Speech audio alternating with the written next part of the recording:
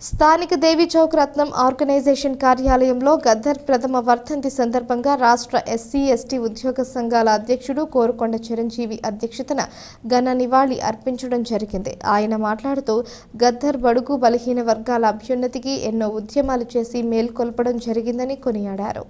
రత్నం organisation వ్యవస్థాపక అధ్యక్షులు దారా యేసురత్నం మాట్లాడుతూ గద్దర్ అనే పదమే బడుగు బలహీన వర్గాలకు భరోసా అని, ఆయన గేయాల ద్వారా ఎన్నో ఉద్యమాలు చేస్తూ ప్రత్యర్థుల గుండెల్లో రైళ్లను పరిగెత్తించే విధంగా పోరాటాలు చేసిన మహానుభావుడు అన్నారు. ఆయన మరణించే సమయానికి శరీరంలో ప్రత్యర్థులు ఆయన మీద ప్రయోగించిన తూట ఉండడమే ఒక నిదర్శనమని, ధైర్యశాలి గద్దర్ మన మధ్య లేకపోవడం బాధాకరమని నివాళులర్పించారు. ఈ కార్యక్రమంలో ఎస్సీ ఎస్టీ ఉద్యోగ సంఘాల దళిత నాయకులు తాళ్లూరు బాబు, రాజేంద్ర ప్రసాద్, మహిళా నాయకురాలు మోత నాగలక్ష్మి, ఎంఆర్పీఎస్ టౌన్ అధ్యక్షులు వెంట్రపాటి వీర్రాజు, జిల్లా కార్యదర్శి దొండపాటి కృష్ణావర్, పలివెల రాజు, అనపర్తి సురేంద్ర పాల్గొన్నారు.